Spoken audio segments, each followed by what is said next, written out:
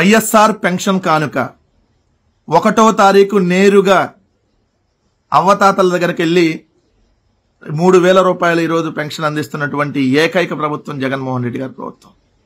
ఎక్కడా కూడా వివక్ష లేదు. కులం చూట్టల్లా, మతం చూట్టల్లా, ప్రాంతం చూట్టల్లా, రాజకీయాలు చూట్టల్లా అర్హతే ప్రామాణికంగా 66 లక్షల మందికి పెన్షన్ అందిస్తున్నటువంటి ఏకైక ప్రభుత్వం జగన్మోహన్ రెడ్డి గారి ప్రభుత్వం.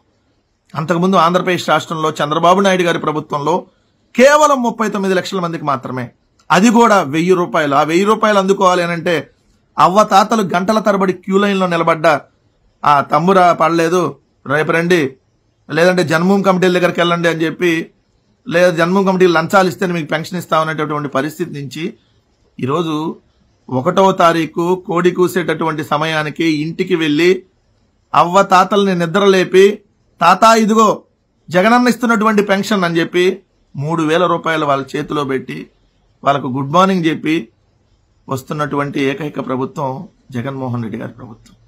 అక్షరాల 66,34,000 మందికి నెలకి 1,868 కోట్ల రూపాయలు కేవలం పెన్షన్ల రూపంలో జగన్మోహన్ రెడ్డి గారి ప్రభుత్వం ఏదైతే అవ్వతాతలకి, వికలాంగులకి వీళ్ళందరికీ అందిస్తా ఉంది. అంతకుముందు 400 కోట్లు నెలకి, ఇప్పుడు 2,000 కోట్లు. చంద్రబాబు నాయుడు ప్రభుత్వంలో 400 కోట్లు, ఈరోజు 5 రెట్లు పెరిగి 2,000 కోట్ల రూపాయల నెల పెన్షన్. ఇప్పటి వరకు 55 నెలల్లో పెన్షన్ల మీద రాష్ట్ర ప్రభుత్వం ఖర్చు పెట్టింది అక్షరాల 83,526 కోట్ల రూపాయలు. చెప్పాడంటే చేస్తాడంతే.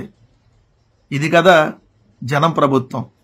జనం ప్రభుత్వం, జగనన్న ప్రభుత్వం. అందుకనే మళ్ళీ మన ఓటు జగన్మోహన్ రెడ్డి గారికి. జై జగన్, జై హో వైఎస్ఆర్ కాంగ్రెస్ పార్టీ.